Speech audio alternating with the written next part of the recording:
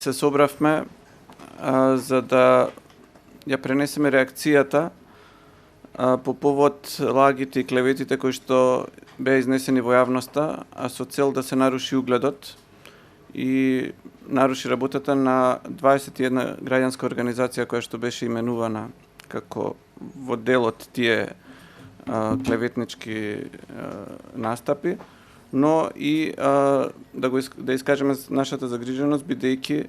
сметаме дека се работи за обид да се замолчи слободумното граѓанско општество.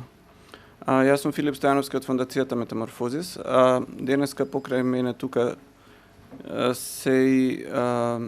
представници на уште 3 организации од тие 21 кои што се мета на напади. Тоа се господјата Сања Богатиновска од џЕФ Македонија, господјата Ленче Христова од Организацијата на жени од Струмица и господјата Славица Инџевска од Фондацијата Отворено општество Македонија. Ние сите заедно ќе пренесеме дел од она соопштение кое што ќе ви биде дадено и на крајот во пишана форма и би сакале да го пренесеме нашиот став. Односно, загриженоста бидејќи ние, граѓанските организации кои што сме цел на постојани оркестрирани напади на досегашната власт и нејзините послушници, уште еднаш бараме јавно извинување и повлекување на сите лаги, клевети и дезинформации во врска со нашата работа, кои што беа изнесени од групата граѓани, така наречена иницијатива СОС, и воспротивно ќе бидеме приморани, доколку не го добиеме тоа извинување и објавување на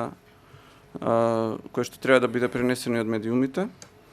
ќе бидеме приморани правдата да ја бараме на суд, односно би поднеле тужби за клевета и навреда. Роковите се одредени со Законот за граѓанска одговорност за навреда и клевета, а и самиот устав предвидува